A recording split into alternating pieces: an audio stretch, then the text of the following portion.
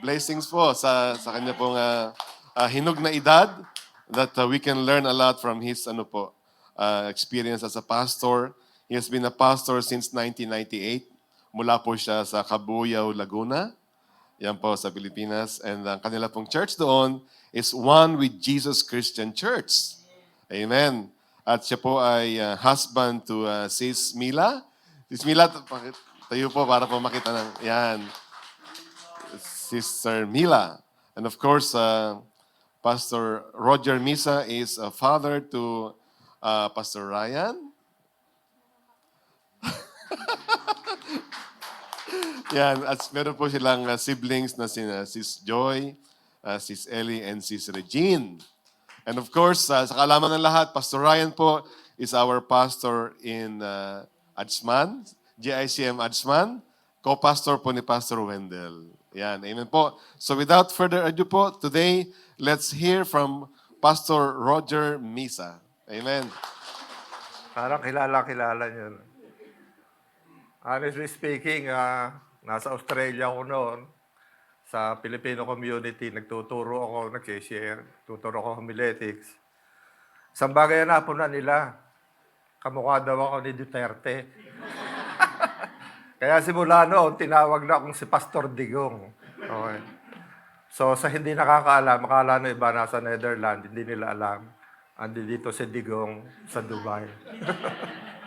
Anyway, kagaya nga ng sabi ni Pastor Ronnie, I'm Pastor Roger, pastor po ng OJCC. 42 years na akong Christian, since 1983.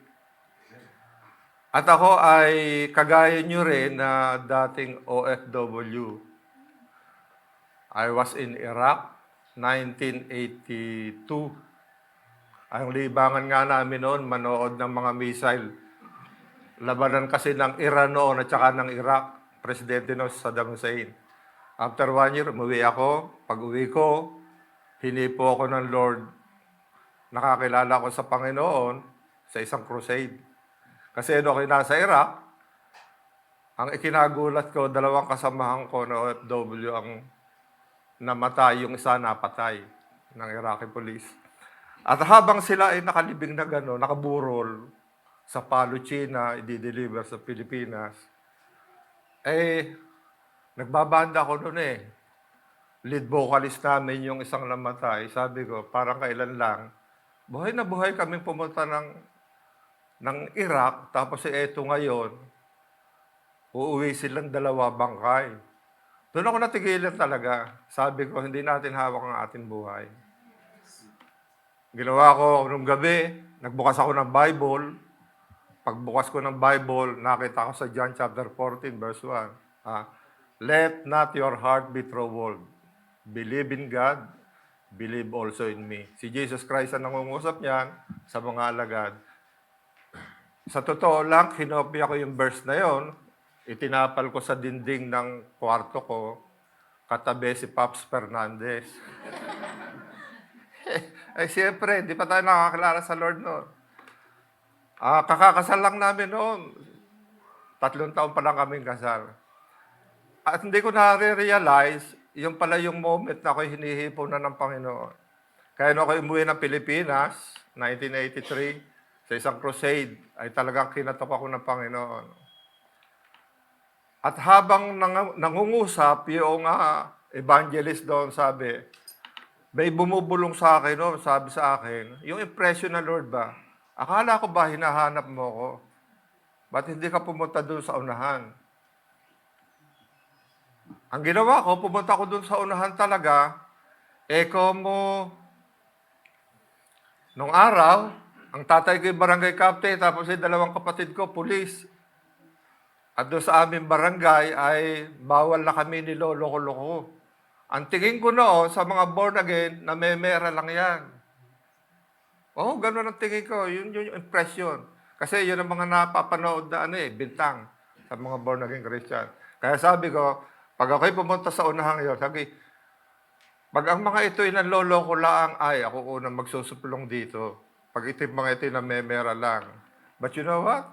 Pagkatapos kong tumanggap sa Panginoon sa crusade na yun, kinabukasan, Ang kauna-unahang nawala sa akin, inalis ng Lord, ang gulat ko, yung aking pagmumura. Ay kasi no, ako nag-aaral sa Maynila, nung college ako, ang mga kabarkada ko, yung mga batang Manila, ay bukang bibig na nila yung puto ko chinta. Alam niyo na yun. Yung pagkakatapos ng salita, puto naman, oh. Yung mga ganyan. Naging bukang bibig ko na yon. Pero kinabukasan, nung tanggapin ko ang Panginoon, seryoso kong tinanggap siya sa aking buhay, isang himala talaga nangyari sa akin, hindi ako makapagmura. Tuwing babanggitin ko yung murang yon, ay parang umaatras ang dila ko at ako'y hiyang-hiya. Hiyang-hiya ako. Later on, no, ako'y tumagal na sa pagiging Kristiyano, noon ko lang nakita na ako'y tunay na ipinanganak na sa kaharian ng Diyos. Binago yung puso. Ay, naku, ang dami ko istorya. Kaya ako'y natutuwa. Sa totoo lang, tuwing ako ay mag-share sa mga kababayan natin, 2011, nag-preach na ako sa Dubai, 2017, tapos ngayon pangatlo sa Dubai. Tuwang-tuwa ako na isinishare ko yung biyaya ng Diyos. Kaya ang katotohanan, ako'y nakikiusap sa mga pastor pag ako'y nagpipreach, pasensya na kayo pag ako'y napahaba sa dami na aking mga kwento. Kasi nakakatuwa na ikwento ang kabutihan ng Diyos. Habang ikay tumatagal sa Panginoon, isang bagay lang ang mapapatunayan mo, yung biyaya ng Diyos. Na kung hindi dahil sa biyaya ng Diyos, we are nothing talaga. Biyaya ng Diyos ang magiging dahilan kung bakit natin siya makikilala. Biyaya ng Diyos ang magiging dahilan kung bakit tayo makakapaglakbay sa daigdig na ito. Biyaya pa rin ng Diyos ang magiging dahilan bakit tayo makakaakyat sa langit. Kaya habang ikay tumatagal sa pagiging Kristiyano mo, lalo mong makikilala ang sarili mo at lalo mong makikita ang kabutihan ng Diyos. Kaya kapag dinidig ko yan, sabi ko nga ako'y lagi nagiging emotional eh. Kasi kilala ko sarili ko, I am nothing without God. Kaya habang tumatagal ako, umiidad ako, ngayon 66 na ako, parang kailan lang ang cute-cute ko. Ngayon 66 na ako, wala akong nakikita kundi ang kabutihan. The grace of God. Kaya lang, mga kapatid, ang share ko sa inyo, yung tungkol sa paglalakbay natin sa buhay na ito. At bilang mga OFW, naunawaan ko ang buhay natin sa ibang bansa. Akala ng mga taga-Pilipinas, ng ating mga kamag-anak, mahal sa buhay, ang sarap ng buhay sa abroad, ano? Hindi nila alam yung ating mga struggle.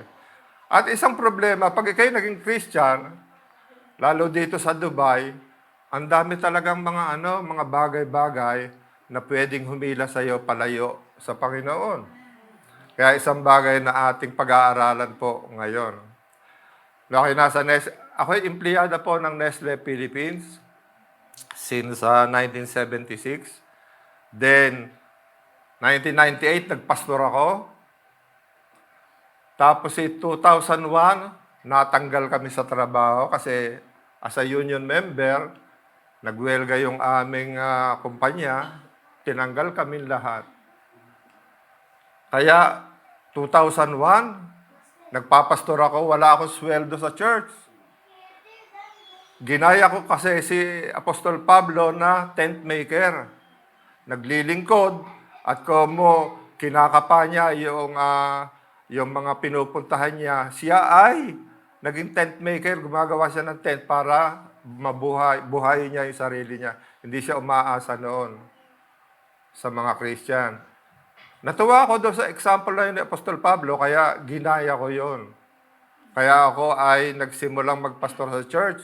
Kung naman okay naman ang sweldo namin sa Nestle, ay hindi ako kumuha ng kahit na anong alawag. Kaso bigla nag-strike, tinanggal kami ng Nestle lahat. Hindi naman po ako ano ba tawag doon? Hindi ako rebelding komunista kasi yung unyo namin, matindi yun eh. Ako ay isang simpleng empleyado ng Nestle Philippines. Kaso bilang union member, tinanggal kami. 2 college ko, 2 high school. Nung bigla akong tanggalin sa kumpanya, 1,000 na lang ang pera namin. paano ko bubuhayin ang pamilya ko? Eh, wala akong income sa church. So, to make the story short, ay patuloy kaming nanampalataya sa Panginoon, naglingkod. At napakahabang kwento, pero isang bagay lang ang napatunayan ko. God will never leave you. God will never forsake you. Amen? Dito sa lupa, dito sa daigdig, wala kang masasandalan na matatag kundi ang ating Panginoon. Kaya mga kapatid, so ito yung aim ng ating message today, na matulungan tayo sa ating paglalakbay, sa ating faith journey. Okay? Alam ko, meron dito sa atin na nakakaranas ng mga kakaibang sitwasyon sa buhay. Pero huwag maging daan ang mga negatibong bagay na yan para tayo mag-doubt sa ating Panginoon. Anyway, bilang pasimula, tandaan natin, Christian life, it is a journey, paglalakbayan. Nung una, unbeliever ka. Ano ibig sabihin ng unbeliever? Sa Pilipinas kasi, malabong salita yan eh. Kasi as a Christian nation, we acknowledge Philippines as a Christian nation. Kaya pag ikay nabautismo, nabinyaga sa isang simbahan, feeling mo Christian ka na. Amen ba? Marami sa atin, ganyan. Amen. Ako din naman lumaking bininyaga sa, alam nyo na. Tandaan natin, ang unbeliever, pwedeng isang tao na nakikilala niya si Christ, pero hindi niya kinikilala si Christ. Magkaiba yung bagay na yun eh. Marami sa atin sa Pilipinas, kilala nila si Christ. But the point is, kinikilala ba nila si Christ? So ito yung tingnan natin sa ating sarili para ma-realize natin kung talagang tayo believer na. Kinikilala ba natin talaga si Christ bilang Panginoon ng ating buhay? Hindi sapat na alam mo si Christ, alam mo ginawa niya, hindi sapat yun. We must come to that point na kinilala mo siya na Panginoon ng iyong buhay, in-acknowledge mo siya na siya yung ating tagapagligtas. Okay. Pag sinabi natin kinikilala mo si Christ, dapat siya na yung driver ng iyong buhay. Siya na bossing, hindi na ikaw. Amen. So, ang isang unbeliever, isang tao na hindi niya kinikilala si Christ, pero dumating yung time, in-acknowledge niya si Christ bilang Lord and His personal Savior. Dito, naging believer ka na. Yan. Dito, nagsisimula ka ng makakilala sa Panginoon. And when you become a believer, of course, you have to be a member of a local church or a local congregation. But the point is, pag kinilala mo talaga si Christ na Panginoon at tagapagligtas mo, member ka na ng katawan ni Christ, yung Universal Church. Okay po. But, you must involve yourself sa isang local church kagaya ditong GICM Dubai. Okay. We have to be, hindi pwede na ang isang Kristiyano ay walang kinabibilangang body of Christ. Amen po ba? Okay. So, once na kayo naging member ng church, ano susunod? Follower. Susunod yan, magiging ano ka? Isang disciple. At ang pinakadulo, disciple maker. When you say disciple maker, it could be a pastor, it could be an elder, it could be a deacon, it could be a regular member. But the point is, as a Christian, you must come to that stage na ikaw ay isa ng disciple maker. Ano ba yung follower? A follower, sabi dito, someone who trusts in Jesus even without full understanding or meron siyang strong commitment sa teachings ni Christ. Yan yung follower. Okay. Whereas yung disciple naman, a disciple, masasabing ikaw ay disciple na ni Christ if you are deeply committed sa mga aral ni Christ at ikaw ay nagpapakita na ng malalim na pangunawa dito. disciple ka. But yung disciple maker, ito isang tao who guide others to become disciples, at ang isang disciple maker on the move yan, fulfilling the Great Commission. Hello? Asa na tayo ngayon dito, mga kapatid? Tayo ba'y unbeliever pa? Tayo ba'y believer na? Tayo ba'y member na? O tayo ay nananatiling member pa lang? Tandaan natin, tayo ay dapat mag-progress dyan, maging follower, maging disciple, and at the same time, disciple maker. Kasi, tandaan natin po, ang disciple maker, kagaya ng sinabi ko kanina, kumikilos siya para matupad niya yung Great Commission. Ano ba yung Great Commission? Ang Great Commission, ito yung iniutos ng Panginoon noon, primarily doon sa mga alagad noon. Nakasama niya, sabi niya, go and make disciples of all nations, baptizing them in the name of the Father and of the Son and of the Holy Spirit, and teaching them to obey everything I have commanded you, and surely I am with you always to the very end of the age. Ito yung Great Commission. Tandaan natin, ang Great Commission, hindi ang Great Suggestion. Na para baga sabi ni Christ, sinasuggest ko sa inyo kung kayo may time, kayo na may humayo at gawin yung alagad nyo. Alagad ko yung mga taong kakilala nyo. Please, ay hindi. Great Commission is a great command from our Lord Jesus Christ that each and every one of us must accomplish. Amen. Kagaya ito, dito tayo sa Dubai, dapat marating na natin yung stage na yan na tayo ay disciple maker. Okay. Ang sabi dito, ito kasi yung ultimatum na plano ng ating Panginoon habang tayo nabubuhay dito, para matupad yung ultimatum na plano ng Diyos, yung pagbabalik niya, at saka yung pag-establish niya ng new heaven and new earth, ma-realize na natin. Nakakainip na nga eh. Habang tumatagal, nakikita ko talaga yung kawalang kwenta ng daigdig na ito. Na talagang ang masarap na buhay, makakamit lang natin yan kapag yung kaharian ng Panginoon na-realize na natin. Sabi sa Revelation 21, sa lugar na yon, sa kingdom ng Panginoon, wala nang pagluha. Wala nang pagluha. Yan ang naiwan sa akin eh. Kaya anumang hirap yung nararanasan ko dito sa buhay pananampalataya dito sa lupa, ito yung isa sa pinaguhugutan ko ng lakas eh. Dadating yung time. Sa kaharian ng Diyos, hindi na natin mararanasan ang lumuha. Ay dito, maya't maya, naluha tayo. Amen. True? True. Totoo po yan. Okay. So, sabi ni Lord, go. Go and make disciples of all nations. Hindi naman sinabi ni Lord na iwan yung trabaho niya at kayo maglakbay na, mag-mission na. Go. Ibig sabihin, nasa saan man tayo, gumawa tayo ng paraan para tayo makahikayat ng kaluluwa patungo sa kingdom.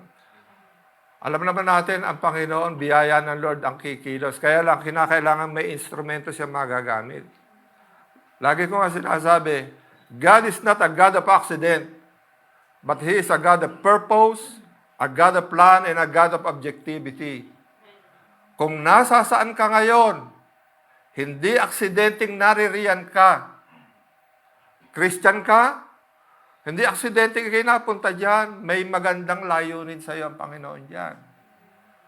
And primarily, gusto niya na ikay maging instrumento niya para kung sino man niyang kasama mo sa workplace mo, kung saan ka man nakatira, makakilala siya sa Panginoon. Paano? Ewan ko kung paano gagawin.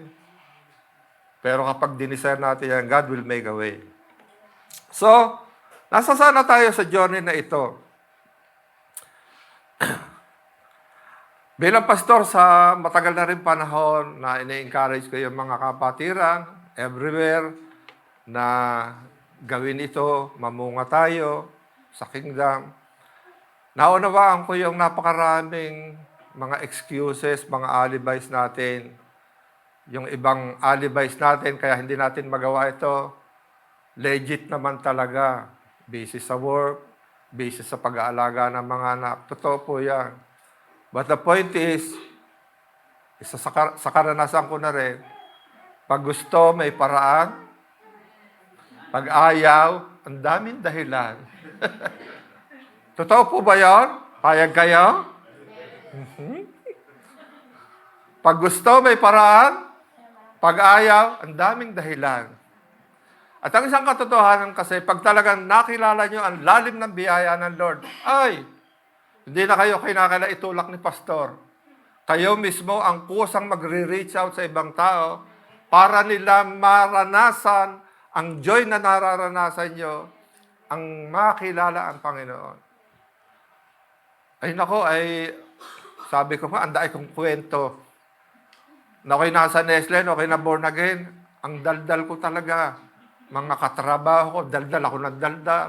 Pag may pagkakataon, break time, sa oras, nasa workplace, sisingit ako, share ako ng share. And you know what? Doon sa departamento namin, siyam doon, naging pastor. Hindi ako nagyayabang. To God be the glory. Wala po ako pinagyayabang. Ang sineshare ko lang sa inyo, yung joy na pag nakilala nyo ang Panginoon, hindi na kayo uutusan ng pastor. Kayo na ang magkukusang ishare sa iba ang ang kabutihan, ang kagandahan ng Diyos.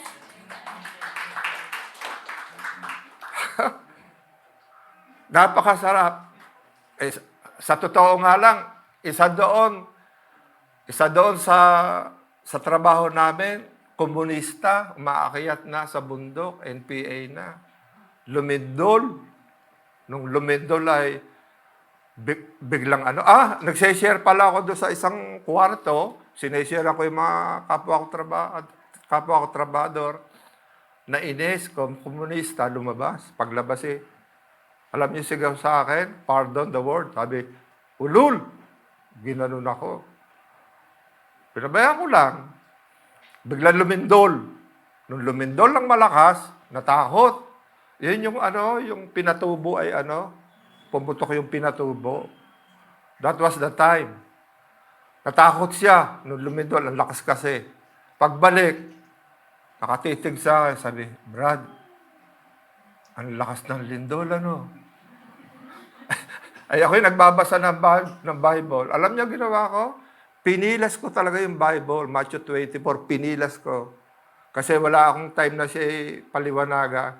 Basahin mo yan, binigay ko. Binasa. Kinabukasan, susunod-sunod na sa akin, tanong ng tanong.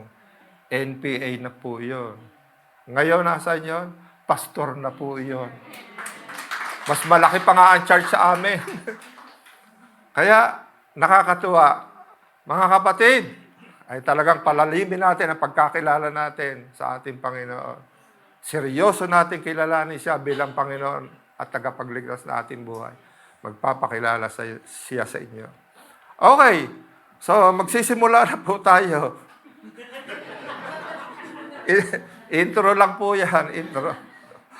So, tanda natin, Christian life is full of obstacle. Marami talagang obstacle ang Christian life. Okay. Ito'y tumutukoy doon sa mga challenges, difficulties na nararanasan natin bilang believer. Paano natin i-deal ito?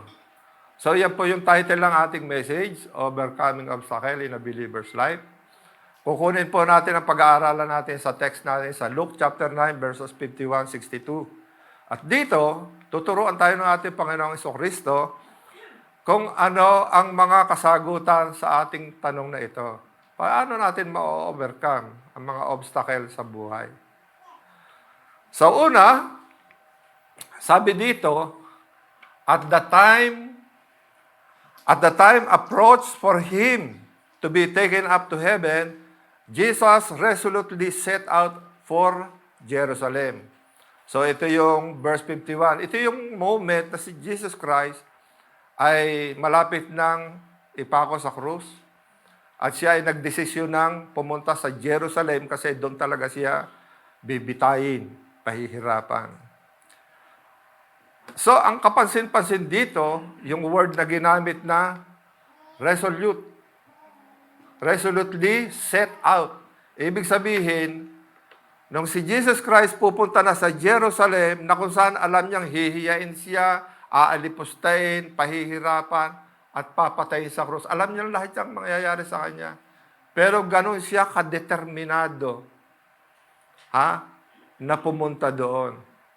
So, dito sa verse na ito yung number 1 itinuturo ng Panginoon sa atin. The first lesson we can learn from this text. Ano yon?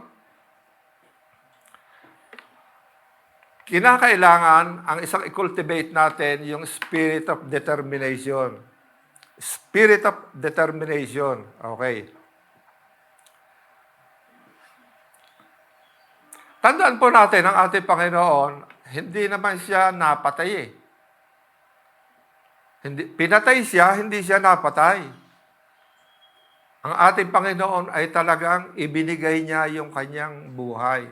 Ganon siya kadeterminado. Okay.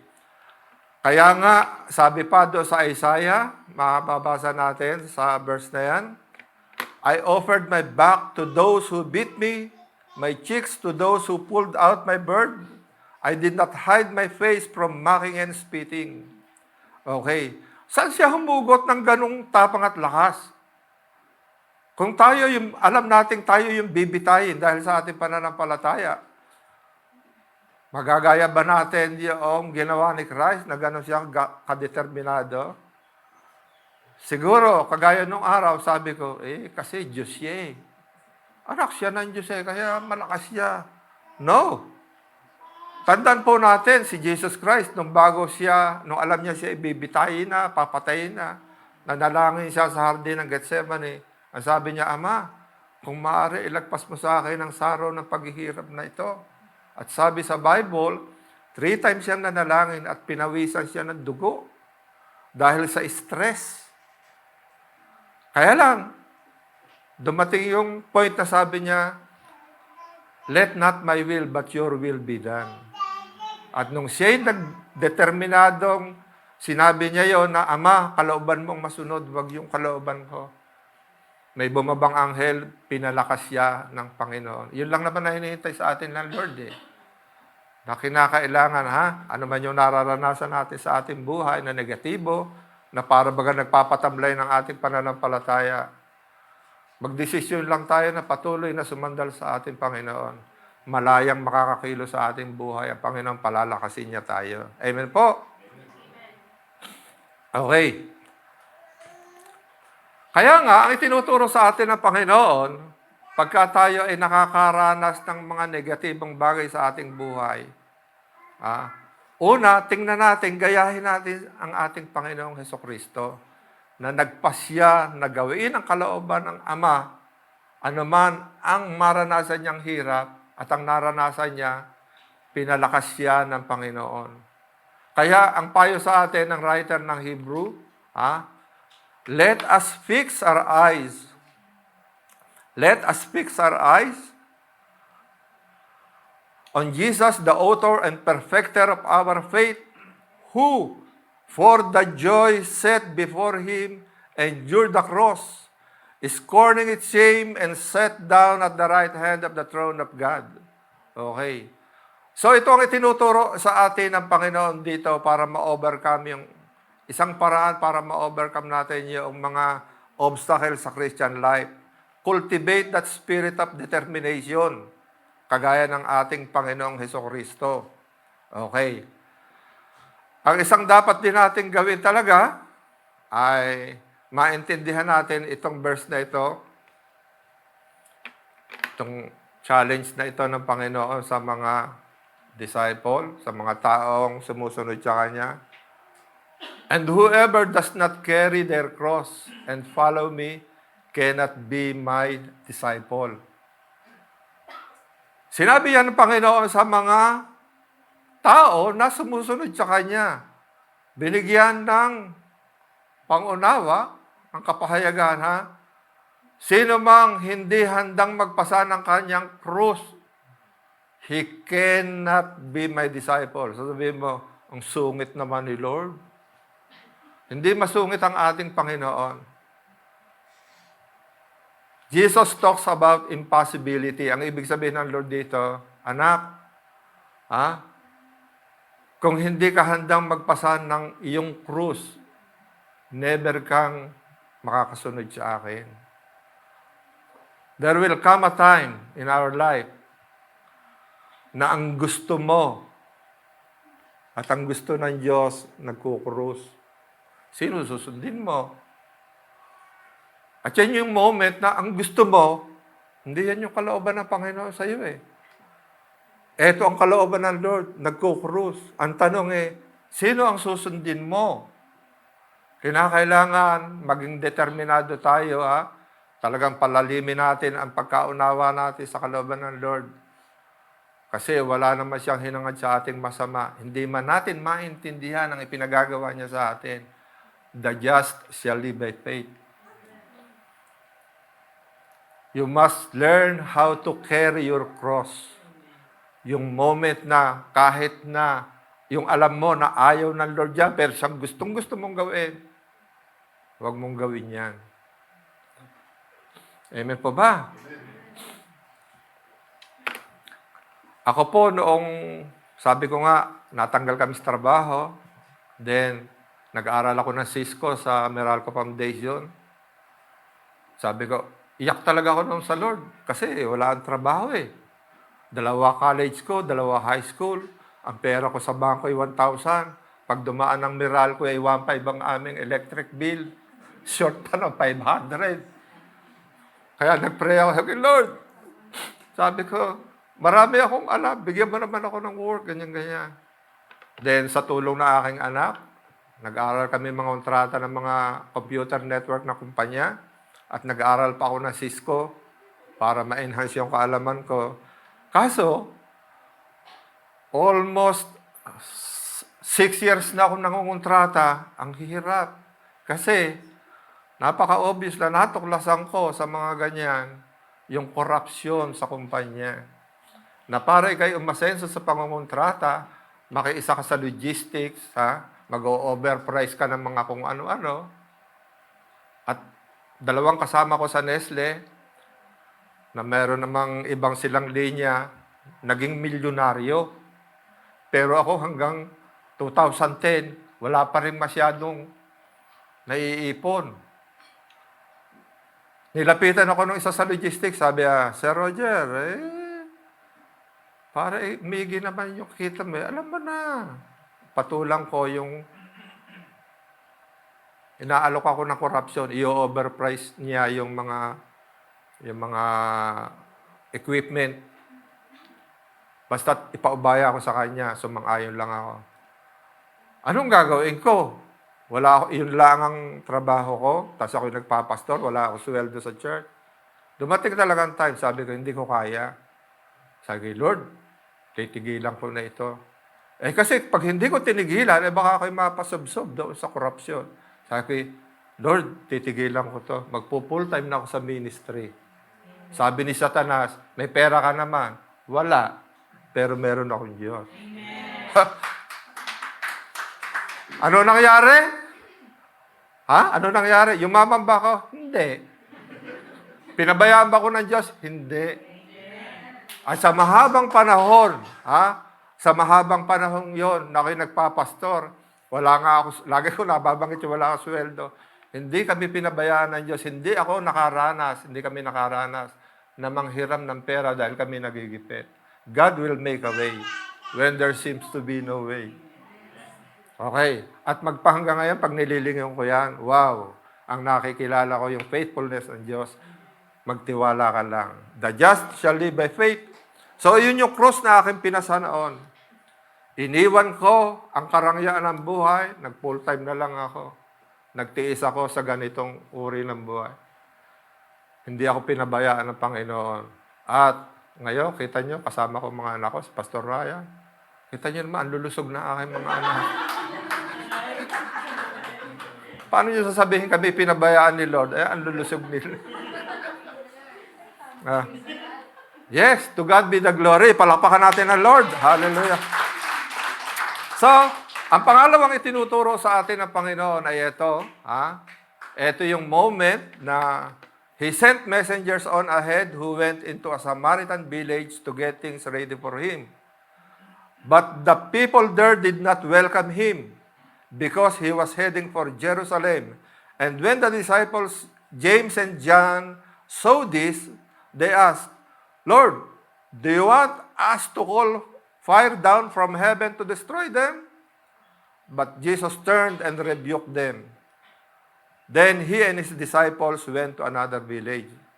So ito yung isang eksena na kung saan, kung sila papunta ng Jerusalem, pumunta muna sila doon sa Samaritan village para tumigil saglit, pero hindi sila winelcome.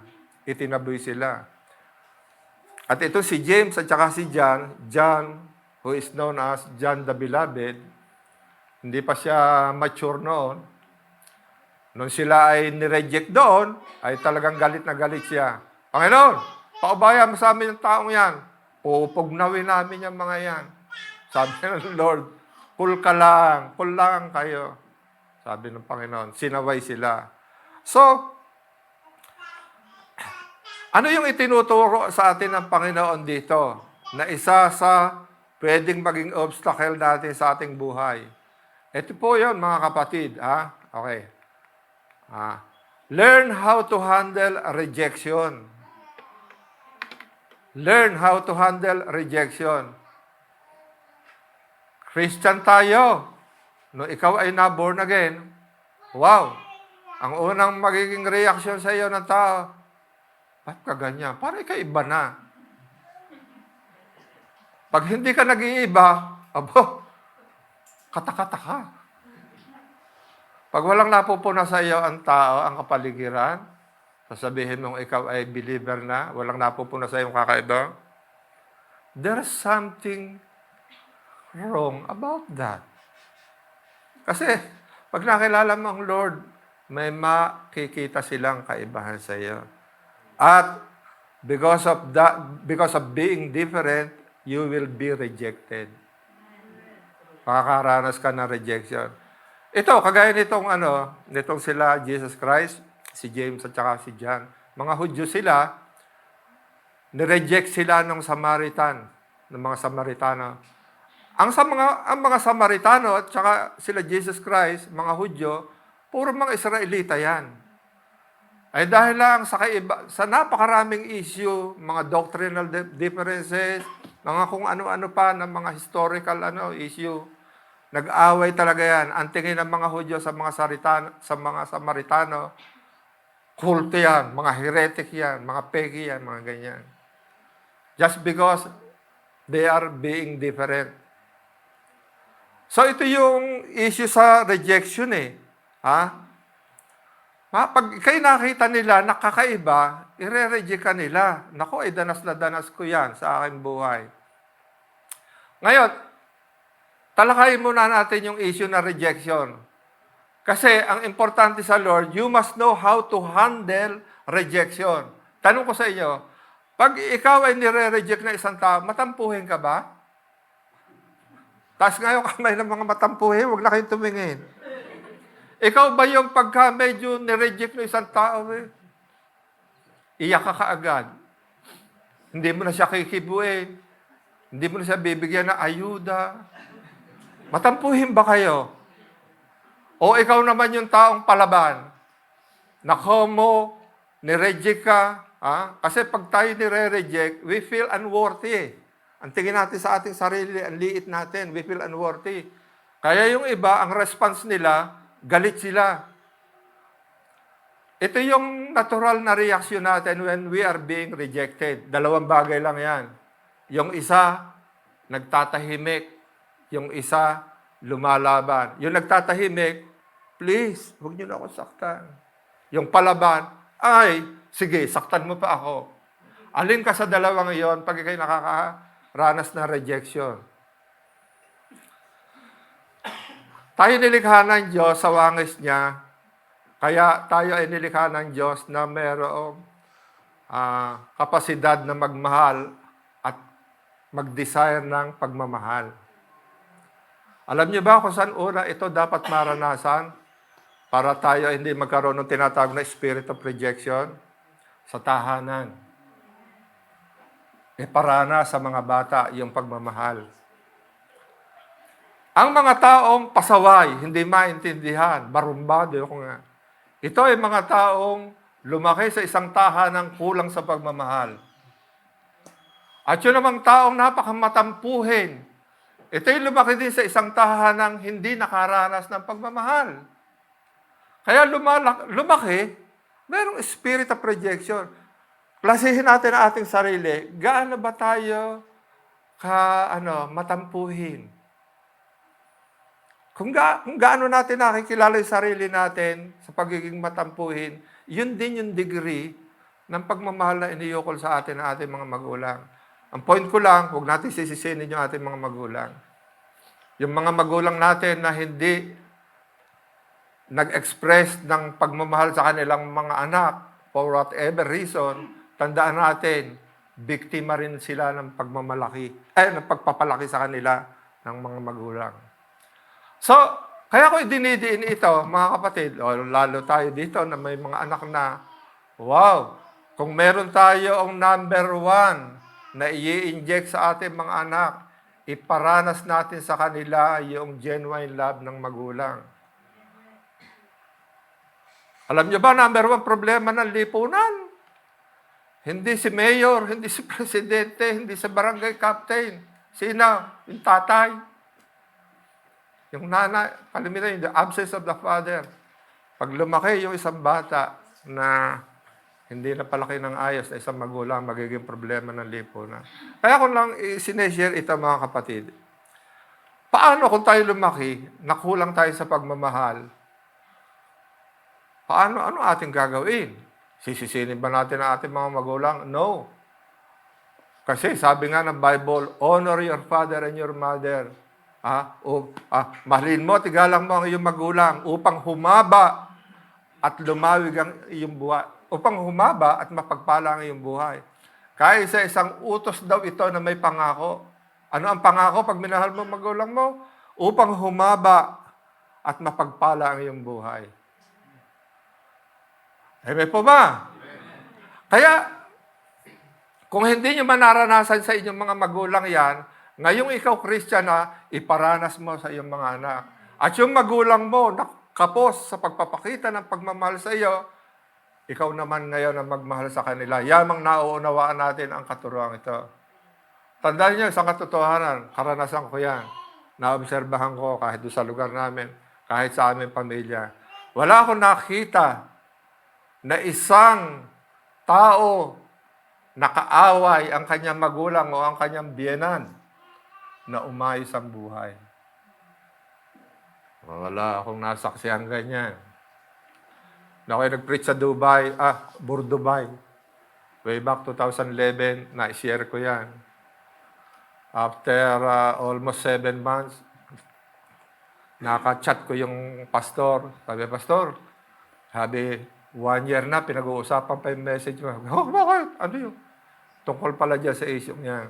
Pagkatapos na mag-preach ako noong 2011, yung mga kapatiran, mga Christian, mga kababayan, nag-uwi sa Pilipinas, nakipagkasundo sa mga magulang.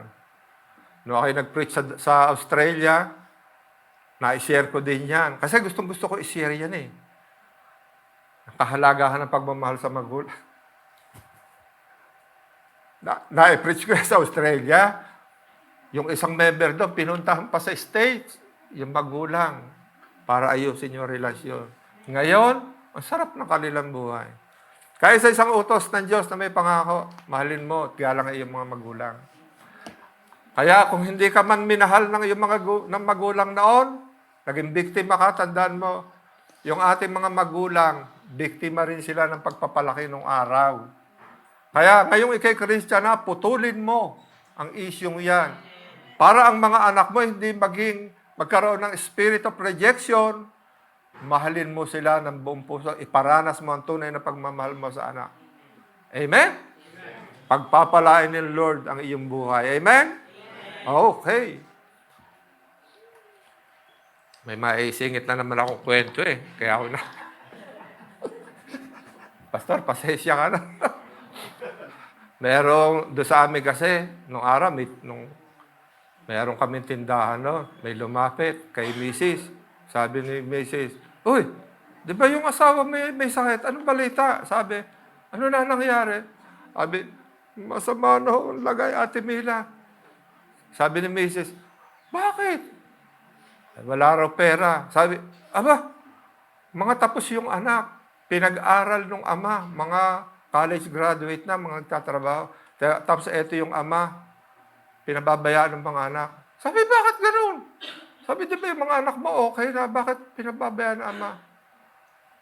Nag-iiyak yung babae. Tapos yung isang bagay lang sinabi, "Siya kasi, napaksuwail niya sa aking nanay. Sa biyenan pala. Suberbio sa biyenan. Barumbado sa biyenan." For whatever reason, pag gano'n ang ating attitude sa ating mga magulang, ano yan eh? Yung nadidiscern niya ng mga tao eh. Kaya, aanihin mo eh. Yung hindi magandang asal na pinakikita mo sa mga magulang mo, aanihin mo yan eh. Magiging attitude din sa iyo yan. Lalong-lalo na ng iyong pamilya. Kaya sabi ng Lord, hindi ba natin maintindihan ng malalim? Honor your father and your mother, upang humaba at mapagpala ang iyong buhay. Kaya isa-isang utos na may pangako. Okay. So, malapit na tayo mga lahat Pastor. Okay. Pag-aralan natin yan. Learn how to handle rejection. At bilang mga Kristiyano, matatanggal sa atin ang spirit of rejection na nagmumula yan doon sa isyong hindi ka kasi nakaranas ng sapat na pagmamahal lalo sa iyong mga magulang. Kung yan ang karanasan mo, saan mo huhugutin yung pagmamahal na yon para ma-realize mo na sa sarili mo na you are a valued being and a worthy person? Saan mo huhugutin yung pagmamahal na yon? Walang iba kundi sa ating Panginoon. Nako, pag nakilala natin ang biyaya ng Panginoon, kung paano Kanya inibig, pinagtiisan, kahit ganyan ka, minahal ka ng Lord, kahit ganyan ang ugali mo, ganyan pagkatao mo, minahal ka, wow, iiyak ka sa kabutihan ng ating Panginoon. At pag na-realize mo yan, na-realize mo yung lalim na yan ng pagmamahal ng ating Panginoon, wow, matatanggal yung spirit of rejection na yan. Lumaki ako, sa totoo lang, hindi nyo ako nakikilala. Lumaki ako, may low self-esteem ako. Nasa Nestle na ako, Christian na ako, bagong Christian. Magba-Bible study lang ako. Takot na takot akong mag-share sa mga tao. Kasi ang liit ng tingin ko sa sarili ko. Ang ginawa ko, para lang ako makapag-share. 3 araw ako nag-fasting. Hindi talaga ako kumain 3 araw. Para lang ako makapag-share. Oh. Kasi baby Christian pa lang ako noon. Bakit ako ganon? Nako, lumaki kasi ako sa tatay ko talaga na ang lupit ng aking tatay. Responsableng ama, pero ang lupit, para bagang gwardiya sibil nung araw. Pag nagkamali kami, nagtuturo kami ng karate noon ng utol ko.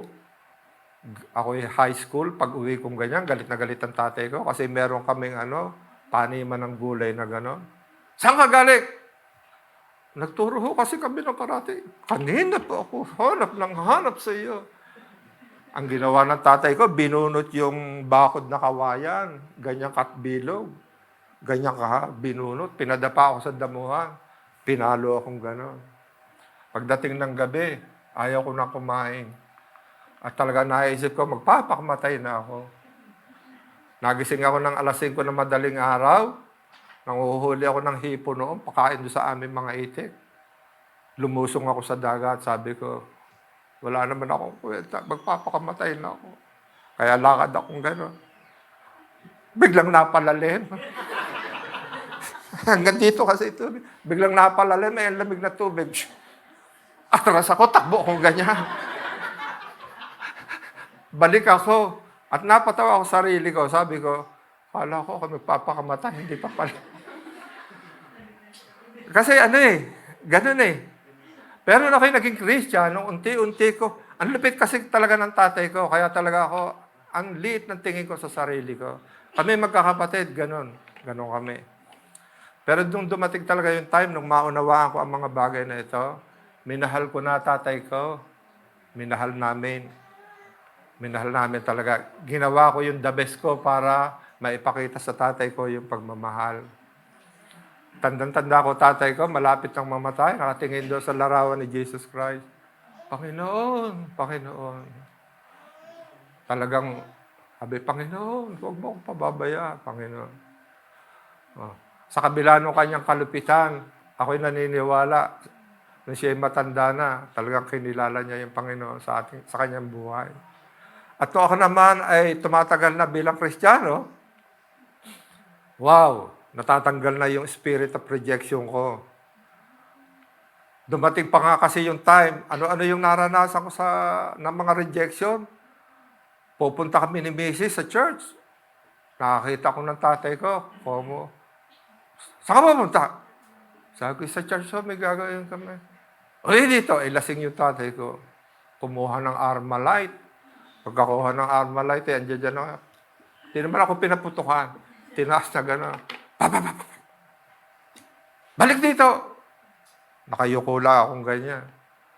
Nauunawaan ko na kasi tatay ko noon. Dire-diretso kami ni Mrs. Punta kami ng church. Pinaliwala ko yun. Tuloy pa rin ako. Nanggugulat lang ang tatay ko. Nang malaman ng mga pisang ko na kainuman ko dati, na ako'y Christian na, tatawagin ako. Nung ako'y hindi pumupunta, sisigawan ako, Manong! Manong! Togoy! Manong! Ganyan. Kaya isang beses ang ginawa ko, lumapit ako, umupo ako sa kanilang pinag-iinuman, inubos ko yung pulutan nila. Hindi ako minom, kinain ko lang yung tapos kinuwentuhan ko sila. Ay dumating ang time, pagka nag-iinuman yung mga pisang ko, at sinesharean ko ng salita ng Diyos, nagtatahimik, ayaw na akong yakagin tuloy. Nire-reject nila ako, hindi dahil galit sila sa akin, kundi naiilang sila pag nakakarinig ng Word of God. Sa Nestle, yung mga kumpare ko, mga kasamahan ko sa trabaho na aking maging Christian, di ako kinikibo. Hindi ko sila pinansin. Basta patuloy ako nagsishare noon sa loob ng kumpanya namin. Ang daldal ko nga, ang daldal. At to God be the glory talaga, kagaya ng nasabi ko kanina, ay ang daming nakakilala sa Panginoon. Hindi dahil sa akin. Madami rin ako nasyaran at sila'y ginamit ng Panginoon. Sabi ko nga, siyam doon ay naging pastor na. Okay. So mga kapatid, huwag nating hayaan na yung rejection na yan ay maghinder sa ating pagiging Kristiyano. Kaya kung kayo may matampuhin, madali kayong magalit pag kayo ay minamaliit, huwag, tandaan ninyo, napakahalaga nyo sa ating Panginoon. Iyan ang ating paghuhugutan ng worth. Ibinigay ng Panginoon ng kanyang buhay para tayo'y magkaroon ng buhay na walang hanggang pinagpalang buhay. Amen po ba? Huwag din tayong gumaya naman doon sa nagtatahimik lamang. Na para huwag makaranas na rejection, hindi na lang nakikisalamuha, hindi na lang kumikibo. Naalala ko tuloy isang Christian. Nagpunta sa church.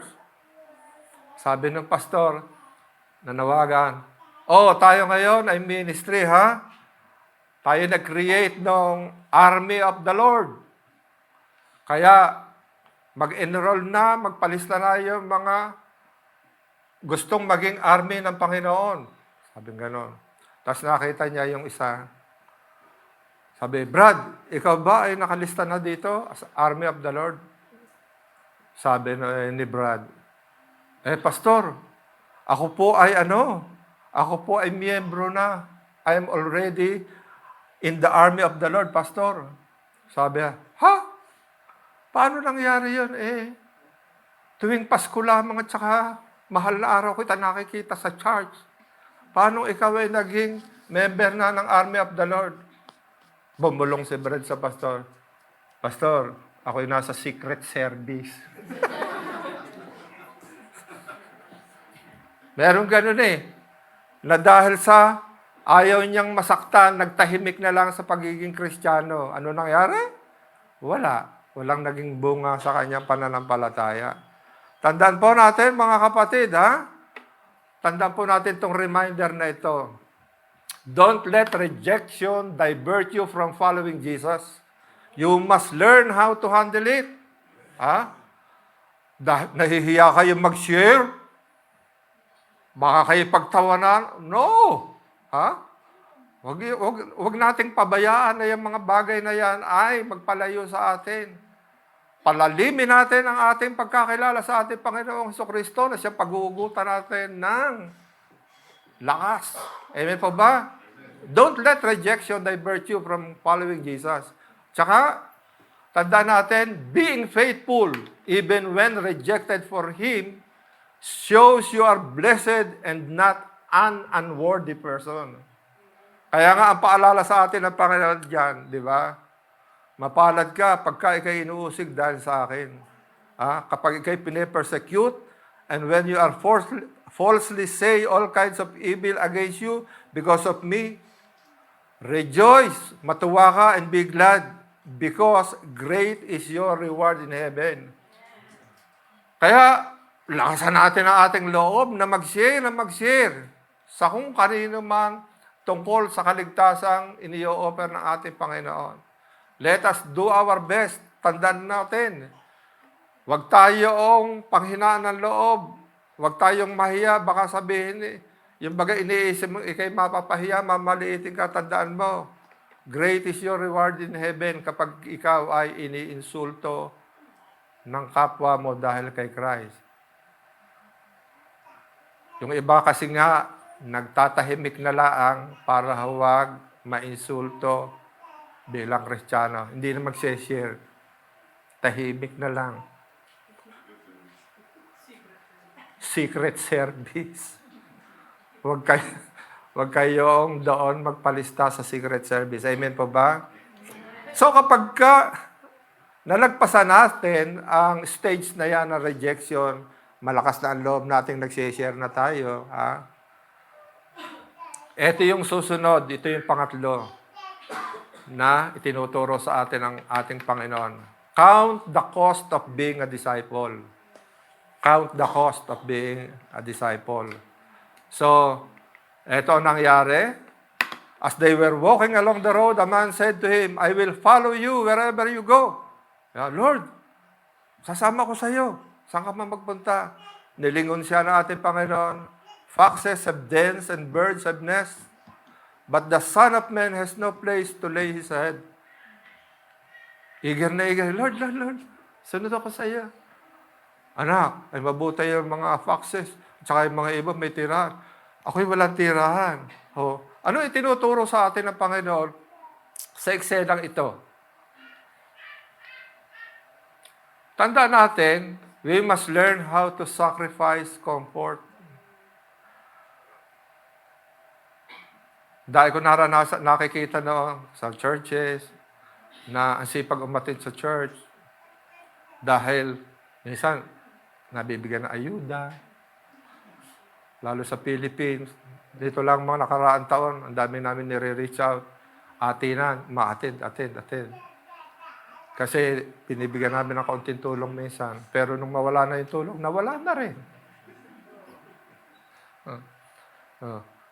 Yung pala siya ay kakilala ni nung Arabong si Ayuda Azan. Si Ayuda Azan. Katropa pala nung Arabong yun. As a Christian, we must learn how to sacrifice comfort. Yan ay tinuturo sa atin ng Panginoon dito. Tandaan natin, sabi nga dito, discipleship demands embracing a life that may lack worldly stability. Ang pagiging alagad ng Panginoon, ang pinaalala sa atin ng Panginoon dahil sa akin, maaaring hindi mo maranasan ang ginhawa ng buhay na nararanasan ng iba. Handa ka pa bang sumunod sa akin? Nire-remind tayo niyan. Dahil, pag ikay sumunod sa akin, pwede kang makaranas ng mga hirap sa buhay.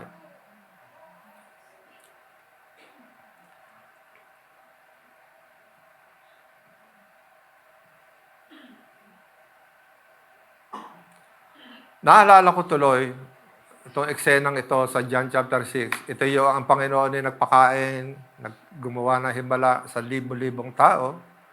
Tapos nung siya ay tumawid sa kabilang pampang, nagsunuran yung mga tao. And when they found him, sabi diyan, on the other side of the sea, they said to him, Rabbi, when did you come here? Jesus answered them and said, most assuredly I say to you, you seek me not because you saw the signs, but because you ate of the loaves and were filled. Sinundan niyo ako, hindi dahil sa mga himalang nakita niyo, kundi dahil kayo nabusog. Sabi ni Lord, diniretsa na Lord yung mga nagsusunuran sa Kanya. Alam pala ni Lord kung bakit tayo na-attend sa church.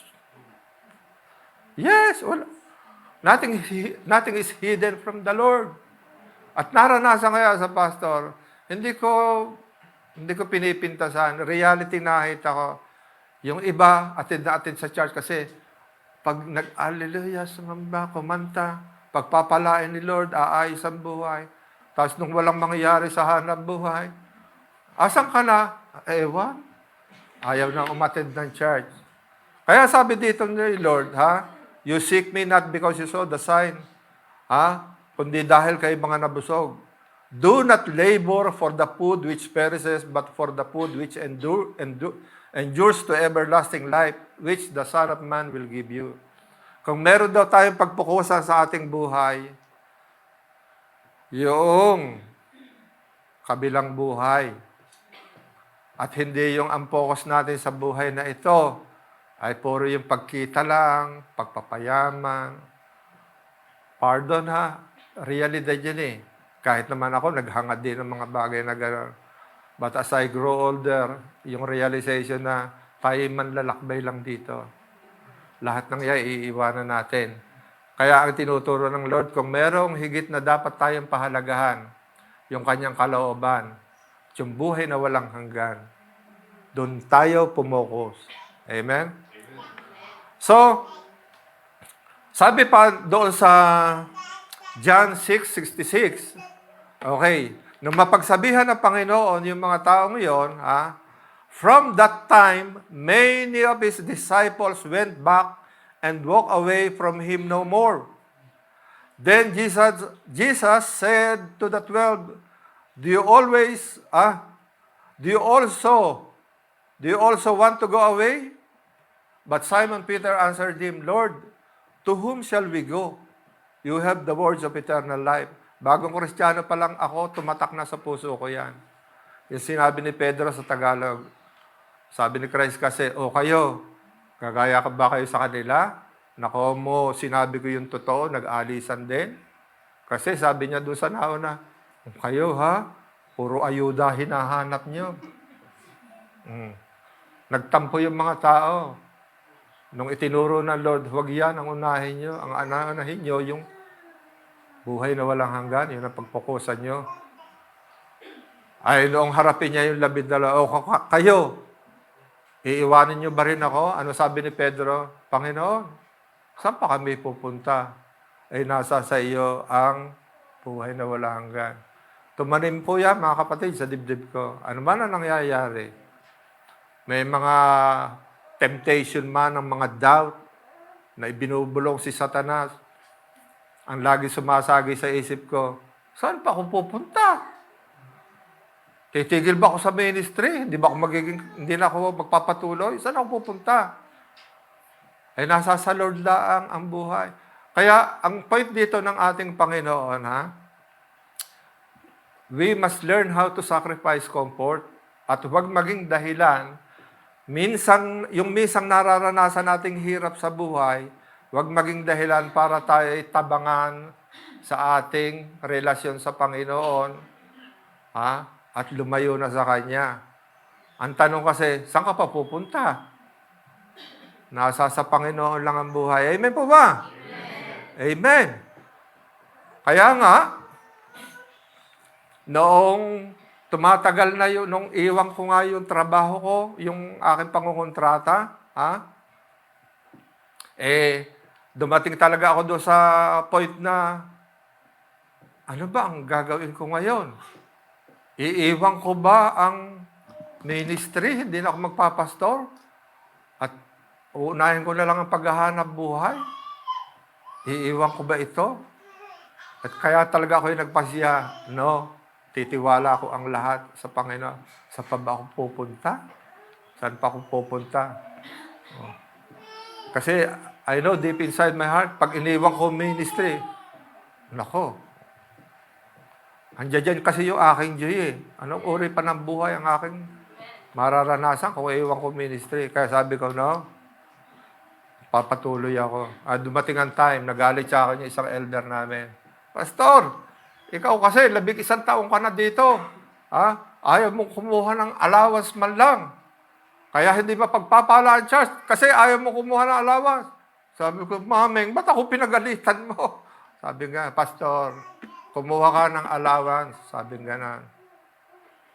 Sabi, kaya hindi mapagpala ang church, gawa mo. Ayaw ka kasing kumuha, di ba? Given it shall be given. At saka, pagka inonor mo yung iniutos ng Panginoon, na huwag busalan ng baka habang gumigiik. Okay. Pag inonor mo yan, ibig sabihin, huwag busalan ng baka habang gumigiik. Paano makakapagtrabaho ng ayos yung baka kung bubusalan mo bibig? Kinakailangan kumain ng baka. Nagtatrabaho yun, kailangan mong kumain.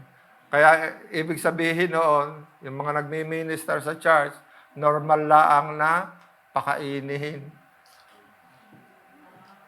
May pa ba? Normal laang na sustentuhan, suportahan, o kung ano man. Kaya kayo nagpasya, sa totoo lang mga kapatid. Sabi kayo, oo nga. Sabi, siya, sige, mamen. Bahala na kayo kung magkano ibigay niyo sa akin. Nagpasya sila, tinanggap ko. And you know what?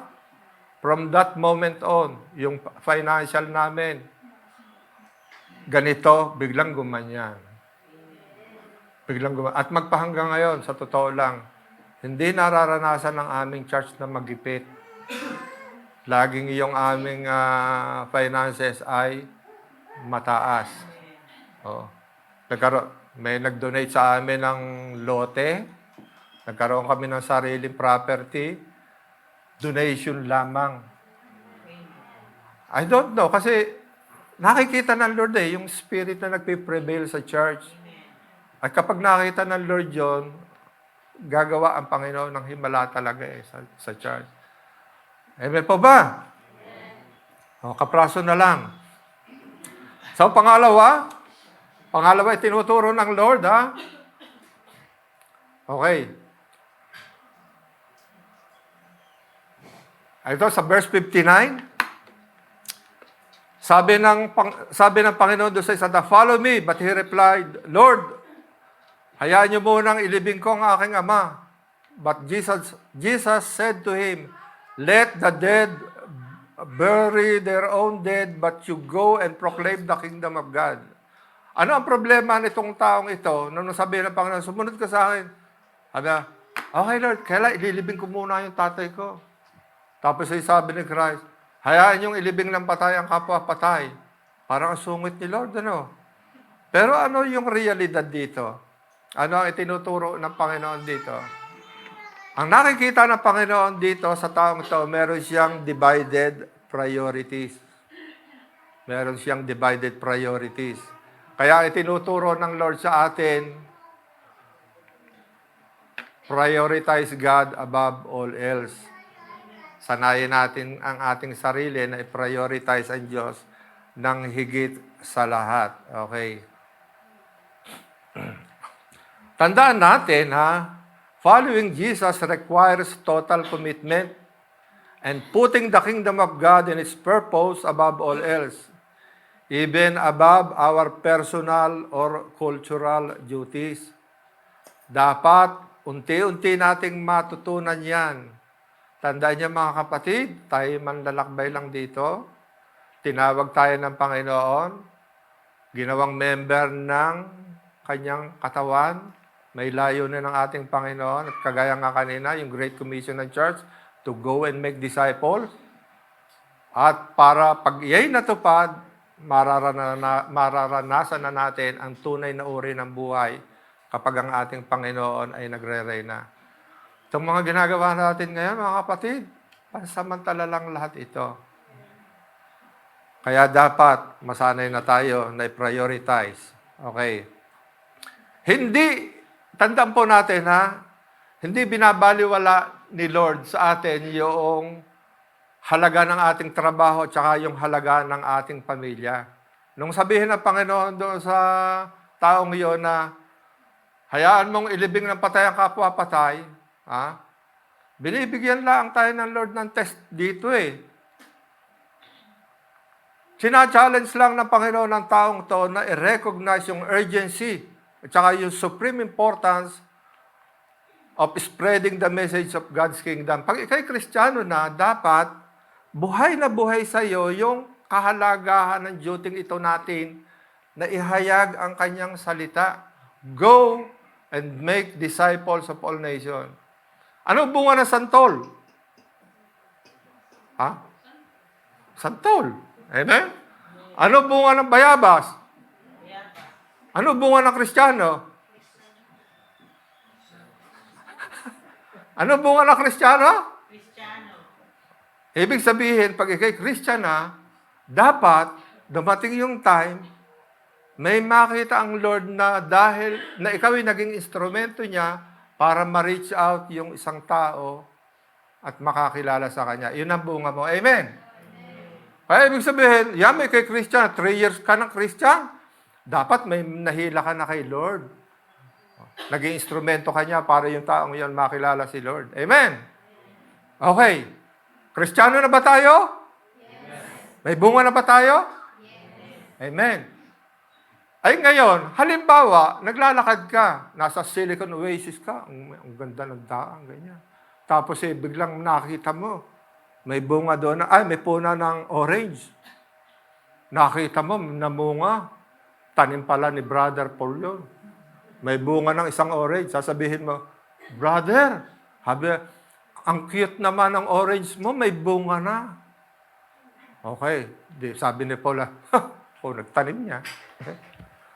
Ay tapos 3 taon na, 4 na taon, yung pa rin ang bungang nakikita daw. Iisa pa rin. Maganda bang tingnan ng isang puno na 5 taon na, iisa pa rin ang bunga? Di ba? Pangit din eh. Ang pinararating lang natin dito, sana habang tumatagal, dumadami yung nahihila natin sa Panginoon. Amen po ba? It is not God's suggestion, it is a God command. Amen po? Okay. So, tandaan po natin, magagawa ba nating mag-share, lalo dito sa Dubai, parang mahirap Hindi binabaliwala ng Panginoon ang ating trabaho, ang ating pagiging nanay. Ang iniiwan ko sa inyong katotohanan, there's no such thing as sacred and secular. There's no such thing as sacred and secular work. Na ang ibig sabihin pag sacred work, mga pastor, mga deacon, mga sacred work, hindi ko magagawa yan kasi busy ako. Ako yung nag-aalaga ng baby ko busy ako sa work Yang trabaho mo, sacred yan sa Panginoon kung ginagawa mo ito at siyang itinataas mo sa iyong pagtatrabaho. Sa pagiging nanay mo, Panginoon pa rin ang number 1 sa buhay mo. Ginagawa mo ang the best mo bilang asawa at bilang ina. At dahil sa pagiging mabuting asawa mo at mabuting ina, nakikita ng mga tao ang pagiging Kristiyano mo. Sacred yang duty mong iyan, yung pagiging nanay mong iyan. Sagradong gawain yan. At hindi mo nare-realize, may mga taong makakakilala sa Panginoon dahil sa kakaibang nakikita sa buhay mo, dahil sa kakaibang nakikita sa pagtatrabaho mo. Sa workplace, anong uri ng empleyado ka? Ikaw ba yung panghihinayangan ng kumpanya nyo? O ikaw yung pag magtatanggalan ni nangunguna ka sa listahan? Ha? Obo, bilang isang manggagawang Kristiyano, dapat, kitang-kita sa buhay mo ang pagiging ulirang empleyado. Na kahit magtanggalan niya, iwanan mo si Brad Paul. Kailangan ko yan, kakaiba yan. Tapos biglang may magtatanong, bakit kakaiba yan? Ano ho yan? Born again ho yan. Miyembro ho yan ng GICM Ajma. Saan ba yun? Naalala ko, kwento na naman. Sabi si pastor, kailan kaya matataas ang dahil kwento? Yung kapatid ko babae, matanda sa akin. Ang asawa noon ay isang opisyal ng kulto, Rizalista, sa Calamba, Laguna. I don't know kung alam niyo yon. Sa Calamba, Laguna, may cult doon yung Rizalista. At yung bayaw ko, isa na sa parang, I don't know kung ano yung kategorya nila doon Nagtuturo na doon. Iba ang dating talaga, kultong-kulto. Hindi ko masiraan yung pamilya ng utol ko, gawa nga ng bayaw ko. Dumating ang time, of course, nakahiwalay silang dalawa dahil sa kakaibang buhay noong aking bayaw na yon. Naghiwalay. Nung iwan ang pamilya niya, siyempre yung utol ko, talagang lungkot na lungkot sa buhay niya. At dumating ang time, papunta kami ni Mrs. sa church, nakaabang doon sa may pinto nila. Sabi sa akin Rel, bakit? Sasama na ako sa inyo. Kasi tinitingnan nila, yung buhay namin mag-anak, hindi naman kami nagsisire. Kung mga, ang lupit ng bayaw kong yun Pero ang nakita nila, nabasa niya yung kaibahan ng buhay ng pamilya ko, yung buhay nila. Yan pala ang nagsishare sa kanila ng katotohanan. Kaya dumating yung time, sabi ng utol ko, sasama ako sa iyo. Ako, abay, haliko! Sumama sa aming church. Simula noon, nakakilala sa Panginoon. Alam niyo, ngayon, lahat sila halos Kristiyano ng lahat. Pati yung nasa sa Canada, na panganay nila, Kristiyano na rin. Siniyeran ko ba yun? Hindi ko siniyeran. Pero yung nakikitang kakaibang buhay natin, yon ang nangusap sa kanila. Hindi ako nagyayabang, to God be the glory. I know, ang Diyos ang kumikilos doon. Mahalaga lamang ay talagang tayuan natin ang ating pananampalataya. Okay po? At ngayon, ako'y nagsasabi ng totoo sa inyo, pangwakas na talaga ito. Pangwakas na talaga. Sabi dito, count the cost of being a disciple. Ito yung pangatlong eksena na kung saan. Sabi nung isa, I will follow you, Lord. Hindi pala ito.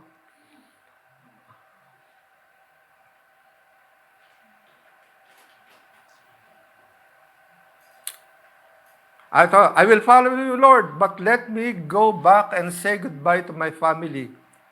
Jesus replied, no one who puts a hand to the plow and looks back is fit for the service in the kingdom of God.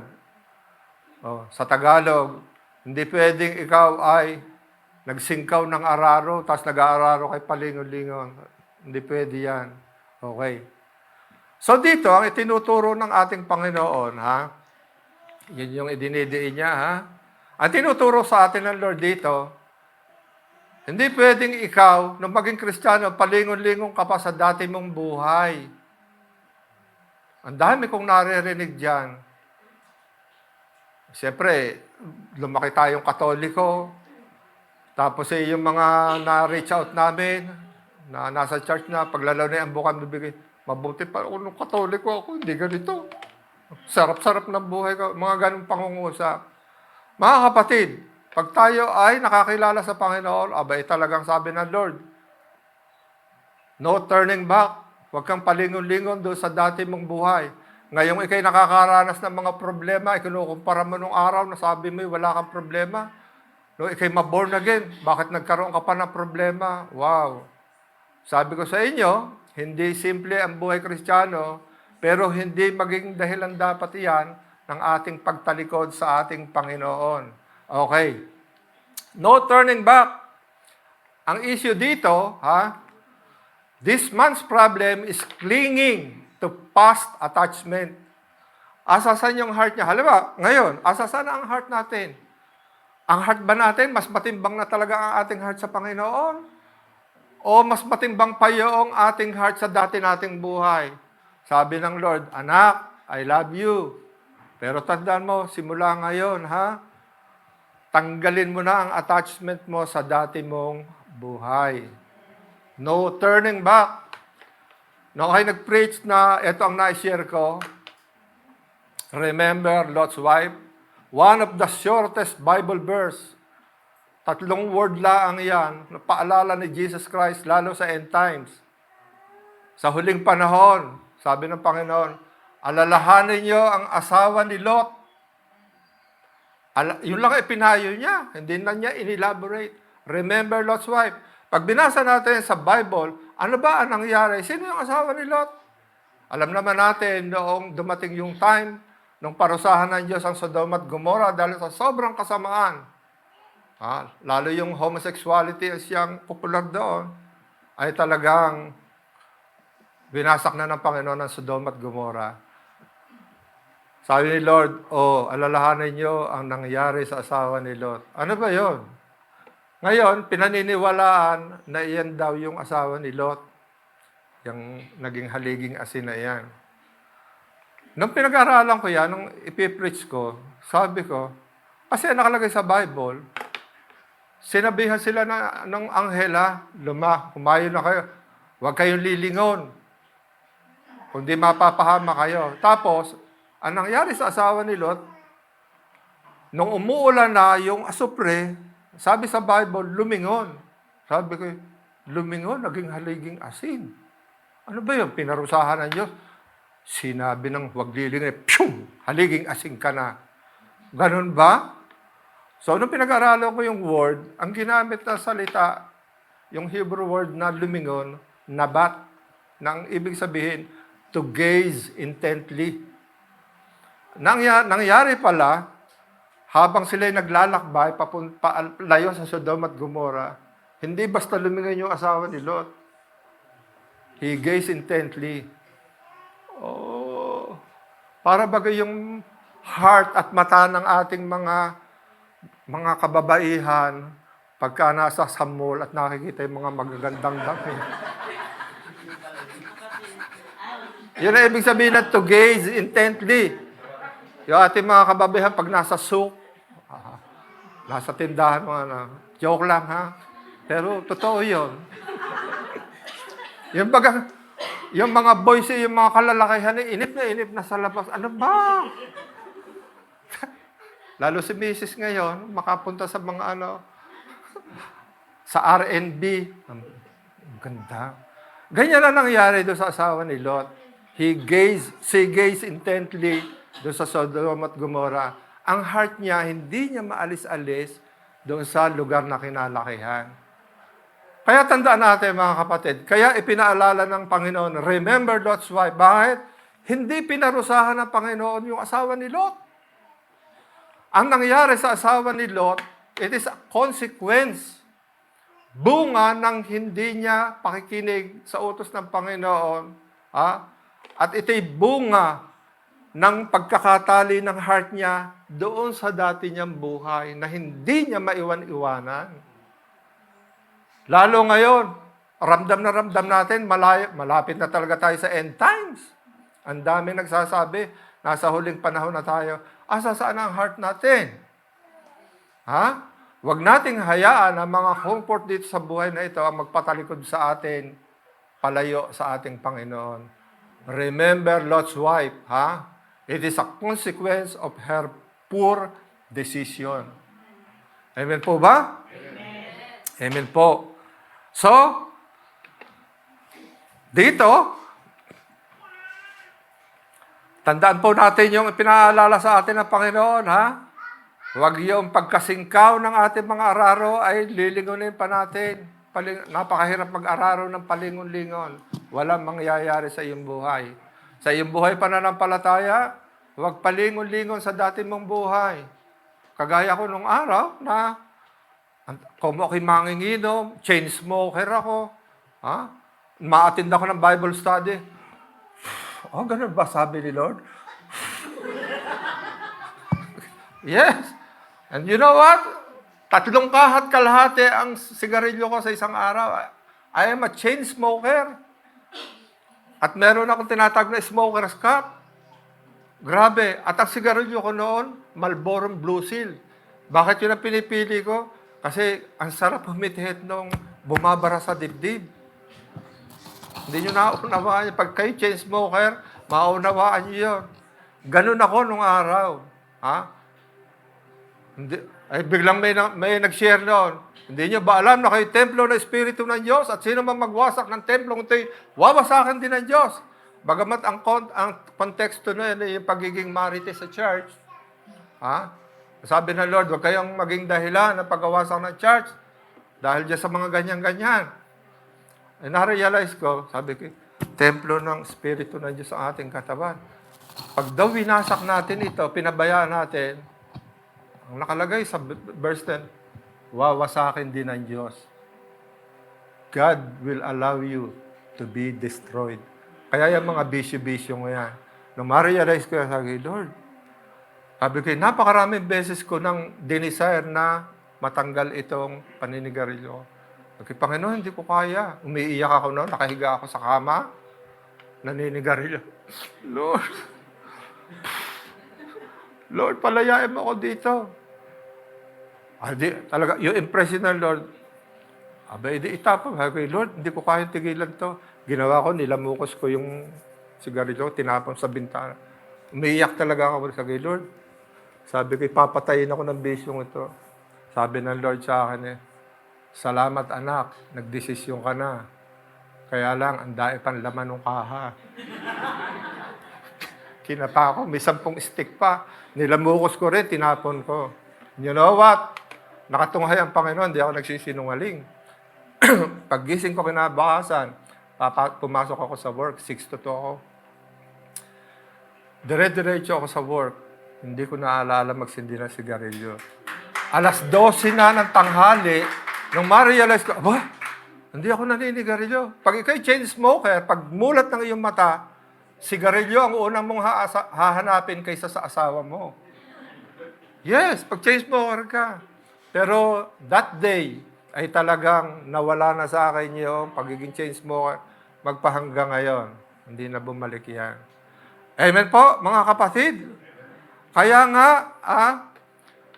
ano man yung mga bagay na hindi natin para tinutokso tayo pabalik, let us, manalangin tayo.